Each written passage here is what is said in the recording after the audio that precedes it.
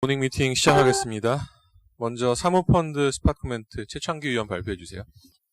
네, 2월 14일 날 금융위에서 사모펀드 현황 평가 및 제도 개선 방향이 발표됐고요. 한국형 헤지펀드랑 연결되어 있는 부분이기 때문에 간단하게 말씀드리도록 하겠습니다. 가장 큰 골자는 라임이랑 알펜루트와 같은 사태를 만들지 않겠다라는 거고요. 라임과 알펜루트가 했던 행위들은 모두 규제 대상으로 적어놨습니다.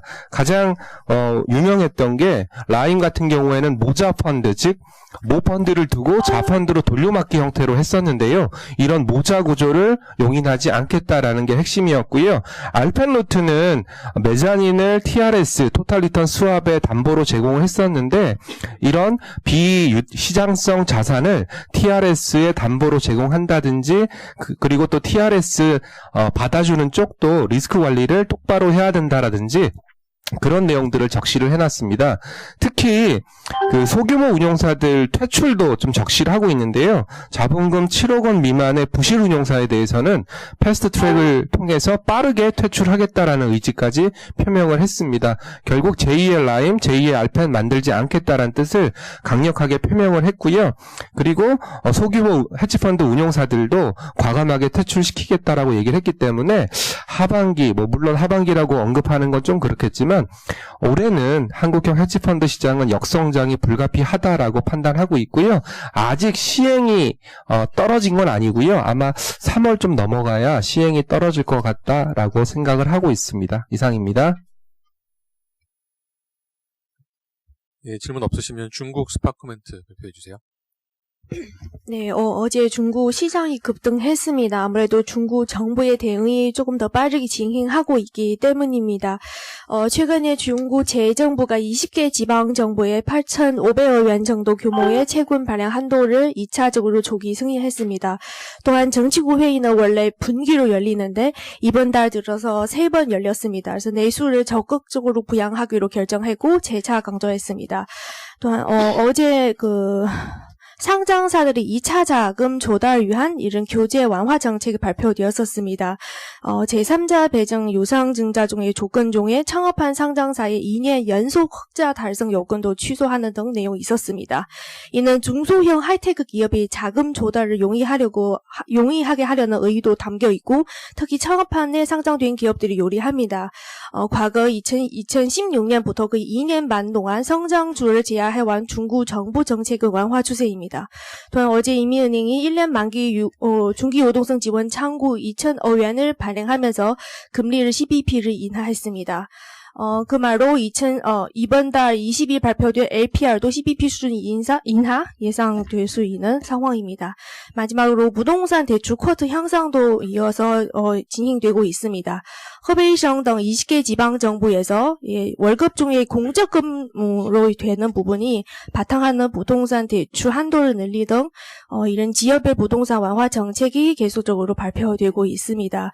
그래서 이 한국에도 IMF 금리 인하 추가적으로 있을 것이고 지준리 인하 또한 얘기되고 있습니다. 그래서 저희는 이런 중국 시장의 반등이 TMT 업종 위주로 조금 이어질 거다 이렇게 말씀드린 바 있습니다. 그래서 TMT 업종의 견조한 2020년 예상 실적하고 정부 정책까지 힘을 보태기 있는 점이 긍정적입니다. 그래서 전통 경기 민간 업종보다는 TMT 업종의 강세가 조금 더 지속될 것으로 전망하고 있습니다.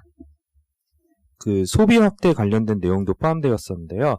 지난 주말에 이제 중국 공산당 중앙위원회 산하 정치잡지인 치우슈에서 이제 시진핑 국가주석이 이제 코로나19 방역 관련 업무 담화문이 이제 그 내용들이 이제 포함되었었습니다. 거기에서 이제 소비 확대를 언급했었는데요. 소비 확대와 관련돼서 몇 가지 언급했던 부분을 찾아보면 신흥 소비 잠재력을 이끌어내기 위해서 5G 기술 응용처를 확대를 한다. 그래서 이제 5G 스마트폰 판매를 증가해야 된다. 그리고 이제 관련돼서 이제 전자상 거래, 온라인 교육, 온라인 엔터테인먼트 소비 확대도 추진하고 코로나19 사태 계기로 주민의 이제 녹색 식품, 의약품, 위생용품, 헬스기구 등의 생산 및 판매를 확대해야 된다. 그리고 마지막으로 이제 전통 소비 안정화를 위해서 자동차 구매 제한 정책 시행 중인 지역의 번호판 발급을 적절하게 확대하여 자동차 및 관련 제품의 관련 제품의 소비를 견인한다는 내용이 포함되었습니다. 그러면서 또 하나 이제 시장에서 부각되었던 게요. 지난 2월 3일날 광동성 불산시에서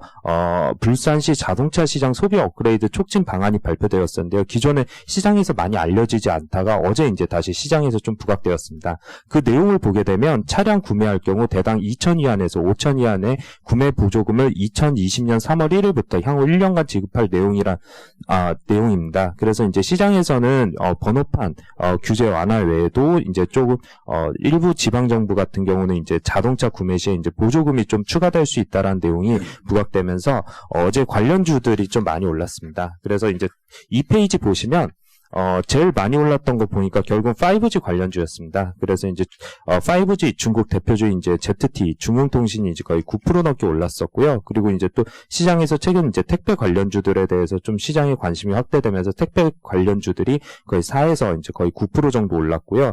그 외에도 이제 온라인 교육이 좀 많이 올랐습니다. 그리고 이제 완성차 업체들 같은 경우 거의 다 급등했던 모습을 보이는데요.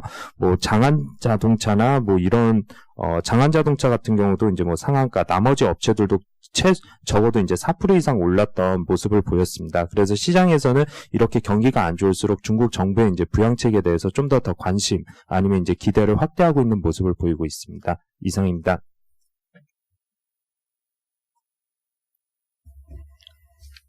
예, 질문 없으시면 크레딧 위클리 한광열 위원 발표해 주세요. 네. 크레딧, 최근 동향 좀 말씀드리겠습니다. 2월 들어서 이제 국내 기업들, 특히 상위 등급들 위주로 채권 발행이 굉장히 좀 확대가 되고 있고요.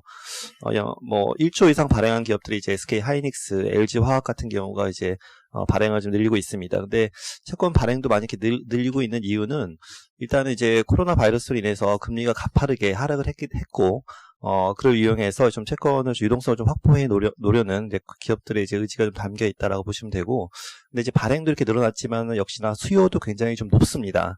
예를 들어서 지난주에 LG화학이 5천억 정도의 채권 발행을 계획을 했었는데 실제 수요는 한 2.4조 정도가 몰렸었고 결국에는 5천억 발행을 1조까지 발행을 늘려서 확대를 시켰고요.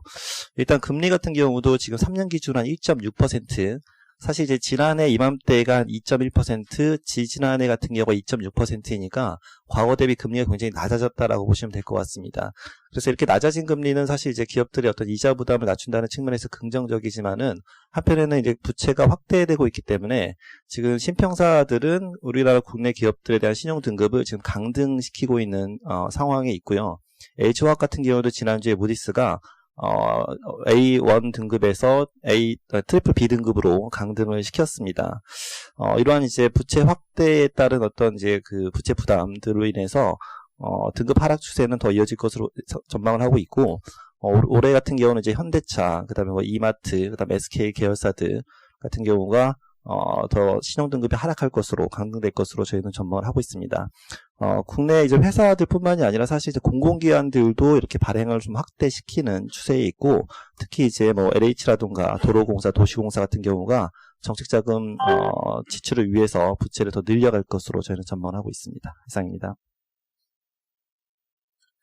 예, 다음 글로벌 대체 투자 프랑스 리츠 발표해 주세요. 네, 글로벌 리츠 말씀드리겠습니다. 지난 한 주 동안 글로벌 리츠 2.7% 정도 상승을 했고요. 그 아래에 있는 차트 봐주시면은 홍콩, 한국 지수를 제외하고 대부분의 나라에서 좀 상승세가 나타났다라고 봐주시면 될 것 같고요. 특히 지난달에 저희가 이제 프랑스 리츠에 대한 의견을 좀 확대로 상향을 했었는데, 지난주에 그 4분기 프랑스 실업률이 8.1%로 한 전분기 대비해서 0.4%포인트 개선되면서 한 4%대 상승률 보였다라고 보시면 좋을 것 같습니다. 오른쪽에 차트 봐주시면 섹터별로 좀 수익률 차트를 그려왔는데, 그 미국의 특수형 섹터가 한 7% 정도 올랐습니다. 특수형에서 절반 이상이 그 셀타워 통신 탑이라고 보시면 되고요. 미국에서 티모바일이랑 스프린트가 최종 합병 승인을 받았는데, 사실 그 합병이 셀타워 리츠에게는 그 임차인 4개에서 3개로 줄어드는 이슈여서 원래는 부정적이었었는데, 이번에 DC라는 새로운 신규 통신사가 들어오면서 좀 불확실성 해소 차원에서 좀 강세를 보였다라고 보시면 되겠고요. 또 미국 리테일도 합병 이슈가 이번에도 있었는데, 그 사이먼 프로퍼티라고 미국 대형 리테일 리츠가 그 지지난주에는 포에버 21을 인수를 했고요. 이번 주에는 턴만센터라고 쇼핑몰 리츠를 또다시 인수하겠다고 좀 발표를 했습니다. 딜 규모는 한화로 한 4조 원 정도가 되는 딜이고, 이 턴만센터는 한 24개 정도 쇼핑몰을 가지고 있는데, 그중 하나가 이제 하남 스타필드라고 보시면 되겠습니다. 이렇게 합병 이슈가 전반적으로 좀 나타나고 있지만, 전반적으로 미국 몰 업황은 좀 좋지 않은 편이고요. 턴만센터 같은 경우에는 2분기 연속 적자를 기록하고 있어서, 사실상 이러한 이슈에도 미국 리테일 리츠는 좀 보수적으로 봐야 된다라고 좀 보고 있습니다. 한국 리테일도 크게 상황은 다르지 않은 것 같고요. 지난주에 롯데쇼핑이 오프라인 점포 200개를 정리를 하겠다라고 안을 발표를 했고, 그래서 롯데리츠 주가도 좀 빠지기도 했는데요. 그렇지만 이제 롯데리츠가 신규 편입할 이제 84곳의 자산은 정리 점포가 아니고, 지금 가지고 있는 자산 10개도 사실상 매출 상위 기준 점포라서 좀 대상이 아니다라고 보시면 되겠습니다. 그래서 이번 그 매장 정리에서 롯데리츠는 조금 약간 비껴나가 있다라고 보시면 되겠고요. 이제 마지막으로 다음 페이지 보시면 저희 MP인데 총 수익률 기준으로 28% 정도를 기록하고 있고요. 벤치마크 대비해서는 1100bp 정도 높은 성과 내고 있고, 전반적으로 종목들 편입 성과가 좋은 반면에 이제 그 지난달에 신규 편입한 프랑스 혼합형 리츠가 한 6.5%의 수익률을 기록을 하고 있다. 그래서 긍정적으로 기여하고 있다라고 보시면 되겠습니다. 이상입니다. 예, 다음 산업기업 분석으로 넘어가세요. 증권산업 정준섭 연구원 발표해 주세요. 네, 이번 달에 카카오페이 증권이 출범했고요. 또 올해 토스증권이 출범 예상이 되면서 이제 전반적으로 모바일 플랫폼 기반 증권사가 업계에 어떤 영향을 미칠지에 대해서 관심이 증가하고 있는 상황입니다. 그래서 이 관련해가지고 자료를 작성해봤고요. 이번 자료에서는 이제 카카오페이 증권이 이제 무엇을 할지, 그리고 왜 하는지, 업계 영향, 그리고 대응 방향 어떻게 될지 여기에 대해서 살펴보았습니다. 먼저 페이지 3페이지 이제 표 1번 봐주시기 바랍니다. 기존의 증권사가 하는 사업은 크게 한 브로커리지, WM, IB, 기타 이렇게 나눌 수 있고요. 이 각각의 사업 부문도 이제 그 성격에 따라서 이제 수수료 수익, 그리고 이제 북을 활용한 자산 활용 수익 이렇게 나눌 수 있습니다. 근데 다음 페이지 봐주시면요, 그림 1번에 있는 것처럼 카카오페이 증권의 전신이 되는 바로투자증권은 자기 자본이 600억밖에 안 됩니다. 업계 최하위 수준이다. 자기 자본이 거의 없는 거나 마찬가지다라고 볼 수 있고요. 다시 앞으로 돌아오셔서요. 그렇기 때문에 이제 카카오페이 증권은 이제 자산을 활용한 수익은 거의 얻을 수 있는 게 없다. 카카오페이 증권이 할 수 있는 거는 이제 브로커리지 수익, 그 다음에 이제 금융상품 자산관리 같은 WMC 한 두 가지 정도에 국한된다라고 볼 수 있습니다. 그럼 카카오가 증권 한 이유가 뭘까? 그거는 이제 5페이지 봐주시면요. 카카오가 이제 바로투자증권 인수할 때 당시나 지금이나 바로투자증권이 자기 자본은 업계 최하위입니다. 카카오가 이제 바로투자증권을 인수한 거는 이제 무슨 자기 자산을 활용한 수익을 창출하겠다 이런 게 아니라요. 단지 증권업 라이선스 취득 때문이다라고 볼 수 있고요. 그래서 카카오에 있어서 증권사라는 거는 결국에 이제 카카오의 핀테크 네트워크를 강화하는 그 수단으로서의 하나인 거지 무슨 종합증권사로서의 도약 이런 측면까지 보기는 어렵다라는 겁니다. 따라서 이제 카카오페이 증권이 우선적으로 서비스할 분야도 이제 우선은 금융상품 판매가 될 것 같습니다. 자본을 거의 활용하지 않으면서도 동시에 카카오의 이제 플랫폼을 활용할 수 있기 때문이고요. 브로커리지 서비스는 이제 우선순위에 좀 떨어질 거다라고 보고 있습니다. 왜냐하면 국내 증권사들이 이미 이제 무료 수수료 이벤트를 하고 있기 때문에 수익 모델 창출도 어렵고요. 또 이제 국내 증권사가 브로커리지를 하는 가장 큰 이유는 이자 수익 때문입니다. 그런데 신용 공여는 자기 자본 한도 안에서만 할 수 있기 때문에 카카오가 현실적으로 하기는 어렵다. 그래서 금융상품 위주로 하지 않겠나 예상하고 있습니다. 다음 페이지 이제 카카오페이 증권이 이제 미친 영향, 손익 관점에서 보면은 이제 영향 크지 않다라고 보고 있습니다. 그림 3번에 봐주시는 것처럼요, 카카오페이 증권이 가장 먼저 하게 될 WM 그 금융상품 판매 쪽은 전체 기존 증권업계의 순영업 수익에서 차지하는 비중이 7%밖에 안 됩니다. 그래서 전반적으로 카카오페이 증권이 출범했다라고 해서 증권사 손익에 미칠 영향 크지 않다라고 보고 있고요. 향후에 브로커리지를 만약에 한다 하더라도 그 영향도 크진 않다라고 보고 있습니다. 그림 4번에 보시는 것처럼 국내 이제 브로커리지 수단 중에서 MTS 비중이 이제 코스피는 24%, 코스닥도 41%밖에 안 됩니다. 그걸 전체 순영업 수익 내 비중을 환산하면은 전체 한 5% 정도밖에 안 됩니다. 카카오가 나온다 한들 미칠 수 있는 범위가 상당히 제한적이다라고 보고 있습니다. 하지만 이제 금융시장 상품 판매 시장에 한해서 보면은 영향은 상당히 클 거라고 보고 있습니다. 무엇보다 카카오페이가 이제 플랫폼이 워낙 막강하기 때문인데요. 지금 현재 카카오페이 가입자 수는 3천만 명이 넘고 있습니다. 그 사례를 볼 수 있는 게 카카오뱅크가 될 것 같고요. 카카오뱅크는 이제 출범 24개월 만에 가입자 수가 1,000만 명을 돌파한 사례가 있기 때문입니다. 카카오페이 증권은 이제 나오게 되면은 이 금융상품 시장이 판매가 좀 경쟁이 심화될 텐데 그 경쟁은 증권업에만 국한되지 않을 것 같습니다. 이 카카오페이 증권은 이제 모바일 플랫폼을 기반으로 하고 있기 때문에 어떻게 보면 카카오페이 증권은 이제 기존 증권사보다는 이제 뭐 네이버 파이낸셜이나 뭐 비바 리퍼블리카, 레니스트 같은 핀테크 업체랑 오히려 유사성이 더 높기 때문이다라고 보고 있고요. 그렇다면 이제 카카오페이가 이제 나온 영향으로 이제 증권사는 어떻게 대응을 해야 될까를 판단을 해보면요.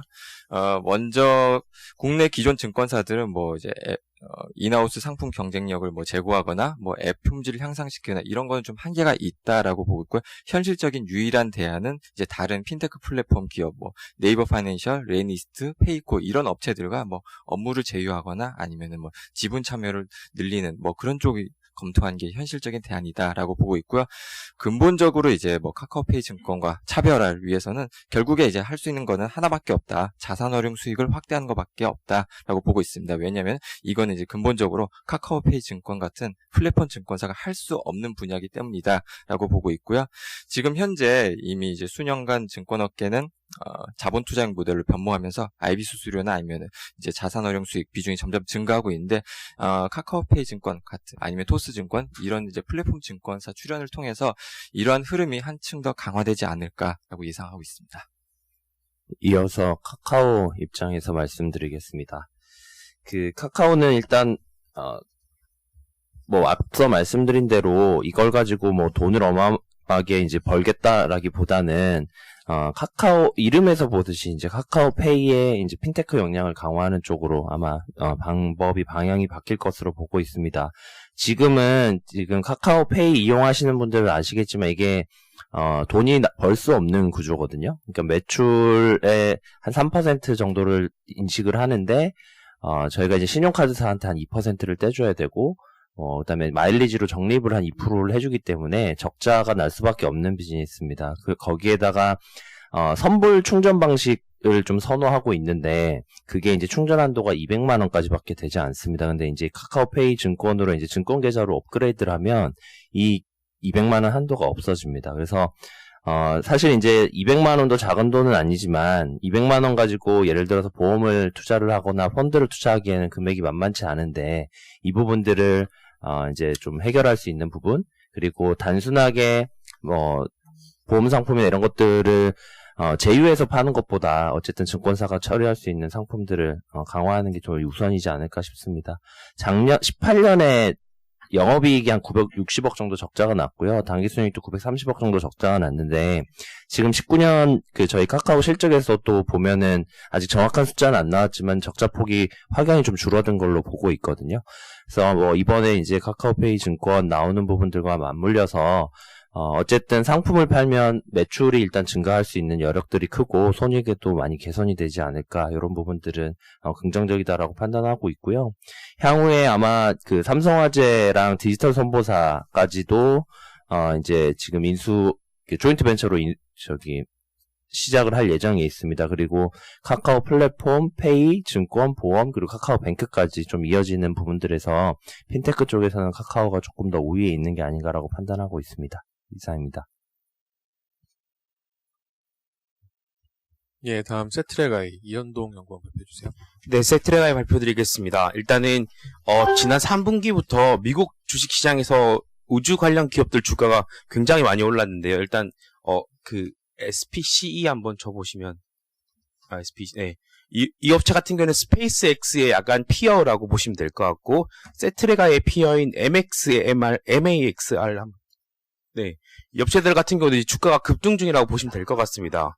이게 이제 한 페이지에서 한 페이지 한번 보시면은 우리가 흔히 아는 이제 뭐 앨런 머스크, 제프 베조스 이런 대부분의 성공한 투자가들이 다음에 대한 투자 타켓을 이제 우주로 집중을 하고 있고 관련된 투자 금액이 지속적으로 늘고 있습니다. 과거는 군과 정부에 의해서 주도된 우주 산업 자체가 지금은 상업화되면서 뭐 GPS, 위성목수, 인터넷 등 이런 민간 위주의 시장으로 변화하고 있고 거기에 대한 돈에 대한 자본에 대한 근본적인 부분들은 다 실리콘밸리 쪽에서 출발을 하고 있다라고 보시면 될 것 같습니다.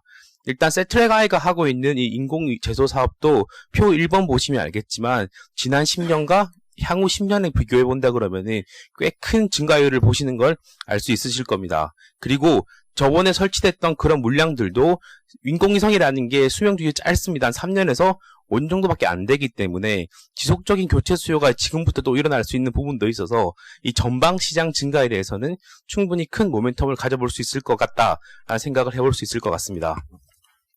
그리고 한 장을 넘겨보시면은 세트랙아이 같은 경우에는 이제 국내에서 유일하게 위성 시스템을 직접 개발해서 제조하고 해외로 수출까지 하는 업체입니다.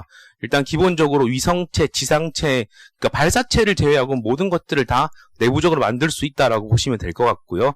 뭐 기억하시겠지만 우리별 시리즈, 무궁화 시리즈 같은 대한민국의 우주 산업과 함께 성장을 했다라고 볼 수 있을 것 같습니다. 근데 이 업체 같은 경우에 지난 몇 년간 한 300억에서 400억대 매출이 꾸준히 기록하다가 작년에 이제 700억 매출로 꽤 큰 폭의 성장을 기록했는데요. 이 부분 자체는 연구개발비가 급증했던 2015년부터 이런 신규로 출시하는 제품들이 제품 포트폴리오에 다양화되고 이런 부분들이 해외 신규 수출에 성공하면서 해외 매출이 급증했기 때문입니다. 그렇기 때문에 동사 같은 경우에는 이 해외 시장에서도 우리가 이제 흔히 아는 뭐 에어버스, 탈레스, NEC 같은 세계 유수의 업체들과 경쟁하고 그 경쟁하면서 수주를 따내는 업체다라고 보신다 그러면은 충분히 이 위성 쪽에서도 기술 경쟁력을 가진 업체다라는 판단을 해보실 수 있을 것 같습니다. 그리고 올해 같은 경우에도 뭐 남미, 중앙아시아, 아프리카에서도 지속적인 위성 발전 나오는 부분이 있기 때문에 세트랙아이가 영위하고 있는 시장 자체는 충분히 더 클 수 있다라는 생각을 해볼 수 있을 것 같습니다. 그리고 이제 5페이지를 한번 보시면은요, 올해 이제 저는 작년 대비해서 매출액을 23%, 영업이익을 26% 증가를 보고 있습니다. 동사가 이제 건설이랑 조금 비슷한데, 납품 기일에 대한 부분을 확정 짓고, 원가 투입 기준으로 매출을 인식하기 때문에, 올해는 매출 성장이 확실시 된다라고 보시면 될 것 같고요. 아까 말했듯이, 신규 제품을 통해서 해외에서 신규 수주가 된다 그러면은, 올해 한 1,000억 정도 매출이 추가적으로, 1,000억 정도로 증가할 수 있지 않을까라고 볼 수 있을 것 같고, 더군다나 이제 과거에 증가했던 이 무형전 삼각 자체도 올해부터는 줄어들 거기 때문에 영업이익률 증가에도 긍정적이다라고 보실 수 있을 것 같습니다. 또한 이제 본업뿐 아니고 뭐 영상 판매라든지 뭐 항공 데이터 분석 같은 자회사를 통해서도 매출이 증가하고 있기 때문에 이러한 부분들은 위성 산업에 대해서 다양한 산업을 할 수 있는 동생 경쟁력을 확보할 수 있다라는 판단을 해볼 수 있을 것 같고, 미국 업체들 같은 경우에는 밸류에이션 한번 비교해보면 6페이지의 표 2번입니다. 대부분이 이제 막 멀티플이 말도 안 되게 높다라고 일단 말씀을 드리고 있는데, 뭐 PER은 당연히 적자가 많은 기업들이기 때문에 안 나오고요. MAXR 같은 경우에는 일시적인 손익 때문에 멀티플이 조금 낮게 보이는 거지, 여기도 이제 일시를 제외한다면 굉장히 높다라고 보시면 될 것 같고, 뭐 PSR, PBR, EV/EBITDA 모든 것들을 다 비교해도 세트랙아이는 굉장히 저평가받고 있고, 동사가 가지고 있는 순연금 상태나 아니면은 동사의 이런 성장성을 감안한다 그러면은 충분히 멀티플은 낮다라는 판단을 해볼 수 있을 것 같습니다. 그리고 이제 그림 6번의 포워드 PR을 본다고 하더라도 동사가 지금은 매출과 이익이 급증하는 기점이기 때문에 과거 상단 밴드 정도는 터치할 수 있지 않을까라는 기대감이 들기 때문에 국내에서 유일하게 이제 주목받고 있는 우주 산업 섹터에서 투자할 수 있는 대안이다라는 생각에서 세트랙아이를 추천을 드리겠습니다. 이상입니다. 이거 수주잔고는 거의 뭐 3배 늘었거든요. 2019년도에. 근데 네. 매출은 한 80%밖에 안 늘었어요. 네. 이게 왜 그런 거고, 그 다음에 향후에 수주잔고는 올해 엄청 나왔는데 이게 유지가 되는 건지 아니면 또 그냥 뭐 이제 R&D 돈을 많이 안 쓰기 때문에 앞으로 또 다시 또 수주잔고가 또 이게 줄어드는 건지 이게 좀 궁금하네요. 일단은 수주잔고 같은 경우에는 수주를 하고 2년에서 3년 정도 매출 인식이 된다라고 보시면 될 것 같고요. 그렇기 때문에 작년에 재작년에 크게 증가했던 수주잔고분은 향후 이제 한 내후년까지는 인식되는 부분이라서 뭐 급격히 줄어들 가능성은 없다라는 생각을 해볼 수, 매출이 급격히 줄어들 개연성은 없다라고 보시면 될 것 같고, 신규 수주 같은 경우에도 미국의 이런 우주 관련된 법안들 때문에 기본적으로는 0.3m급 이상의 위성에 대해서는 이제 개발이 더 이상 불가능하게 되어 있습니다. 그렇기 때문에 동사는 0.3m급 이상의 위성 개발이 끝난 상태라고 본다 그러면은 추가적인 이제 연구 개발비가 또 대량으로 들어갈 그런 개연성은 조금 적고, 오히려 이런 가지고 있는 포트폴리오를 확보해서 아까 말씀드렸듯이 남미나 뭐 중앙아시아, 그리고 이제 이 초소형 시장이 군에서도 지금 많이 필요한 부분이 있거든요. 그래서 한국 군에서 또 발주가 나온다 그러면은 신규 수주는 오히려 올해 더 크게 증가할 수 있지 않을까라고 보고 있습니다. 기술 경쟁력이 뭐 뛰어나다고 하는데 구체적으로 또 어느 쪽에 좀 기술 경쟁이 뛰어난지 하고요. 이게 가격 경쟁력은 좋을 것 같은데 그 가격 수준도 어느 정도까지 경쟁이 좀 뛰어난지 좀. 일단은 위성도 정말 많은 분야가 있습니다. 통신도 있고 인터넷도 있고 뭐 여러 분야가 있지만 동사가 경쟁하는 시장은 이 위성 광학이라 그래서 우리가 이제 흔히 이제 뭐 구글 얼스라든지 그런 지구를 보는 사진 같은 것들을 주로 전문으로 찍는 분야에 있고, 이 분야에 대해서는 지금은 뭐 에어버스랑 주요 사이트에서 경쟁을 할 만큼 기술적인 부분은 떨어지지 않는다라고 보시면 될 것 같습니다. 그리고 가장 큰 부분이 미국 업체들 같은 경우에는 기술 경쟁이 가장 좋긴 하지만 미국 외 시장으로 못 나온다라고 보면은 거의 글로벌 시장에서는 동사가 뭐 탑2, 탑3 정도는 충분히 할 수 있지 않을까라고 보고 있고요. 당연히 에어버스나 뭐 탈레스에 비해 쌉니다. 뭐 싼 부분이 뭐 3, 40% 싼 게 아니고 한 10% 내외 정도로 싸면서 어느 정도에 대한 성능 경쟁을 갖춘 업체이기 때문에 그 부분에 대한 걱정은 따로 별도로 하고 있지 않다라는 말씀을 드리겠습니다. 이거 국내 피어 인텔리언 테크랑은 뭐가 차이예요? 이거랑 많이 비교하시는 것 같은데 지금. 인텔리안 테크 같은 경우에는 이제 주가가 많이 오르고 좋았던 이유가 이 회사 같은 경우 위성 통신 같은 것들 하는 업체인데 소프트뱅크의 원웨이브랑 조금 연관이 있다라고 보시면 될 것 같고요. 인텔리안 테크도 이 업체가 하고 있는 기술 경쟁력과 향후에 대한 시장 방향성이 굉장히 좋기 때문에 세트레가 인텔리안 테크 같은 업체들은 우주와 관련된 업체들로 같이 묶을 수 있는 업체다라고 보고 있고, 두 개 다 밸류에이션 리레이팅이 상당 부분 기대할 수 있다라고 보시면 될 것 같습니다. 예, 다음은 MM에 누락되는데요. 휴대폰 IT 부품 산업 이기화 연구원 발표해 주세요. 네, 미국 시간으로 오후에 이제 저희 한국 시간으로는 금요일 오전 6시 정도 좀 넘어서 애플이 이제 가이던스를 지금 하향을 했고요. 일단 그 이유는 당연히 뭐 아시는 것처럼 무한 필요량 영향 때문에 중국에서 아이폰 생산 차질이 발생하고 있고 애플 스토어를 닫은 지가 좀 된 상황이어서 수요도 이제 둔화되고 있기 때문이라고 좀 밝혔습니다. 그래서 지금 오늘 뭐 미국 같은 경우는 대통령의 날로 이제 미국 시장이 휴장을 했는데 어제 시간의 주가는 변동이 없는데 단기적으로는 일단 뭐 애플 포함해서 관련 국내 부품 업체들이 영향을 주가적으로 좀 받을 거라고 보고는 있습니다. 근데 이제 저희는 이로 인해서 주가가 빠지면 저가 매수 기회라고 보는데, 일단 우한 폐렴 영향은 이미 이제 대만 언론이나 중국 언론이나 이런 데서 계속 얘기를 했기 때문에 전혀 모르는 얘기가 아니고, 그다음에 이제 4월에 아이폰 9, 뭐 SE2라고 하는 저가 모델이 새로 출시가 될 텐데, 이것도 이제 지연될 수도 있어요. 이 영향 때문에. 뭐 충분히 가능성은 있는데, 이게 지연된다고 해서 어디 수요가 가는 게 아니라 5월 정도에 출시가 돼도 분명히 2분기에는 회복을 할 거라고 보는 거고, 그다음에 이제 하반기 아이폰 5G 모델은 출시 지연에 대해서 전혀 이제 이상이 없다고 얘기를 하고 있거든요. 그래서 어차피 올해 연간으로 봤을 때 주가가 하반기 이제 아이폰 5G까지 기대감으로 가는 거기 때문에 이거는 조정받으면 무조건 사야 된다라고 보고 있고, 그래서 관련돼서 뭐 이제 LG이노텍이나 뭐 ITM 반도체나 뭐 이제 BH 같은 게 주가가 사실 뭐 최근에 안 빠지고 이렇게 있는 것도 그런 영향인데, 단기적으로 오늘 이제 빠질 수는 있는데 빠지면 저는 무조건 사야 된다 이렇게 생각하고 있습니다. 주가적으로도 그렇고 실적적으로는 지금 뭐 정확히 이제 애플이 가이던스를 다시 주진 않았어요. 근데